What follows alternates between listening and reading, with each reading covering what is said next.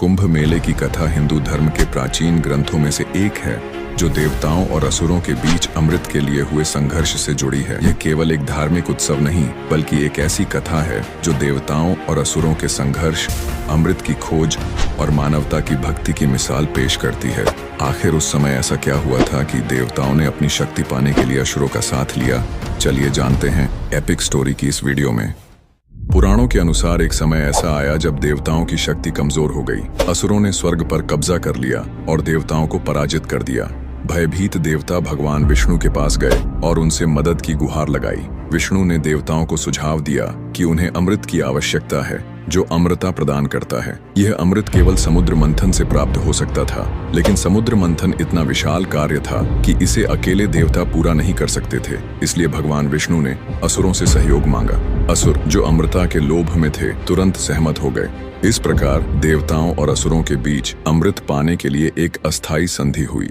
समुद्र मंथन के लिए मंदराचल पर्वत को मथानी के रूप में और वासुकी नाग को रस्सी के रूप में प्रयोग करना था, लेकिन समस्या यह थी कि मंदराचल पर्वत इतना भारी था कि वह समुद्र में डूबने लगा। तब भगवान विष्णु ने कूर्म अवतार यानी कि कछुए का रूप लिया और मंदराचल पर्वत को अपनी पीठ पर धारण कर उसे समुद्र में स्थिर किया। अब समुद्र मंथन शुरू हुआ। असुर और देवता दोनों ने मिलकर वासुकी नाग की पूंछ और मुंह पकड़ा और मंथन करने लगे। समुद्र में उफान आ गया और मंथन से बहुत सारी दिव्य वस्तुएं उत्पन्न होने लगीं। इनमें से कुछ वस्तुएं बहुत ही चमत्कारी और अत्यधिक मूल्यवान थीं। इनमें सबसे महत्वपूर्ण अमृत था जो देवता और असुर दोनों के लिए जीवनदायिनी था। समुद्र मंथन के दौरान 14 अद्भुत रत्न बाहर आए जो संसार की समस्त दिव्यता और शक्ति का प्रतीक बने। इनमें से कुछ प्रमुख रत्न थे लक्ष्मी, धन, वैभव और सुख की देवी जो समुद्र मंथन से उत्पन्न हुई, कामधेनु, इच्छाएं पूरी करने वाली दिव्य गाय, ऐरावत, एक अत्यंत शक्तिशाली और विशाल हाथी जिसे देवताओं ने अपनाया, चंद्रमा जिसे भगवान शिव ने अपने मस्तक पर धारण किया, कालकूट विष, अत्यंत प्रबल विष जो समुद्र मंथन से उत्पन्न हुआ जिसे भगवान शिव ने अपने गले में धारण किया, और नीलकंठ बने। अमृत कलश, अमृत का कलश जिससे देवता और असुर दोनों को अमृता मिल सकती थी। जब अमृत कलश आया तो देवता और असुर दोनों उसे प्राप्त करने के लिए आपस में भिड़ गए।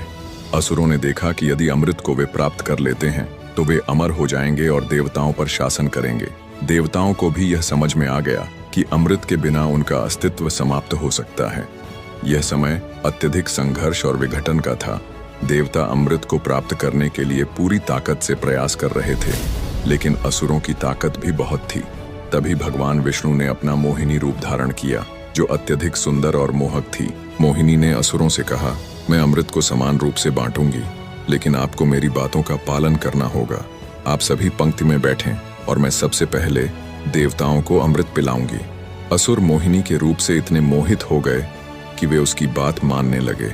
इस बीच भगवान विष्णु ने अमृत देवताओं को दे दिया और असुरों को धोखा दे दिया। जब असुरों को सच्चाई का पता चला तो वे क्रोधित हो गए और देवताओं का पीछा करने लगे।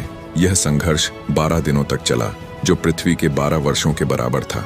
समुद्र मंथन के दौरान अमृत कलश से कुछ बूंदें पृथ्वी पर गिर गईं। यह बूंदें 4 पवित्र स्थानों पर गिरीं।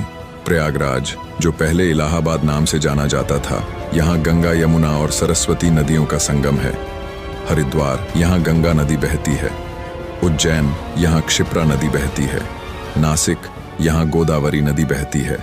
इन स्थानों को पवित्र माना गया और मान्यता है कि यहाँ स्नान करने से पाप समाप्त होते हैं और व्यक्ति को मोक्ष की प्राप्ति होती है।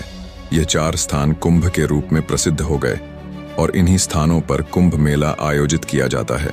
अंत में देवता अमृत पीकर अमर हो गए और असुरों को पराजित कर स्वर्ग में पुनः अपनी सत्ता स्थापित की। भगवान विष्णु की माया और देवताओं की एकता ने असुरों को हराया। असुरों को पराजित करने के बाद देवता अब एक नया जीवन जीने लगे और अमृत के पवित्र असर से उनका जीवन अनंत हो गया। इस कथा की याद में उन 4 स्थानों पर कुंभ मेला आयोजित किया जाता है। यह मेला केवल एक धार्मिक उत्सव नहीं बल्कि यह आध्यात्मिक जागरण और मोक्ष की प्राप्ति का मार्ग है। लाखों श्रद्धालु इस मेले में सम्मिलित होते हैं, पवित्र नदियों में स्नान करते हैं और अपनी आत्मा की शुद्धि करते हैं। कुंभ मेला दुनिया के सबसे बड़े आध्यात्मिक और सांस्कृतिक आयोजनों में से एक है जो भारत की प्राचीन संस्कृति और धार्मिक आस्थाओं का प्रतीक बन चुका है। इस प्रकार कुंभ मेला न केवल एक ऐतिहासिक और पौराणिक घटना है बल्कि यह आस्था, समर्पण और भक्ति का उत्सव है जो जीवन को एक नई दिशा और उद्देश्य प्रदान करता है। तो दोस्तों, आप भी जब कुंभ मेले में जाएं तो हमेशा याद रखना, आप ऐसी जगह पर हैं जहां अमृत की बूंदें टपकी थीं। क्या आप कभी किसी कुंभ मेले में गए हैं? हमें कमेंट करके जरूर बताएं। और अगर आपको ये वीडियो अच्छी लगी तो वीडियो को लाइक और शेयर जरूर करें। और ऐसी ही रोमांचक और पौराणिक कहानियां सुनने के लिए हमारे चैनल एपिक स्टोरीज को सब्सक्राइब जरूर कर लें। धन्यवाद।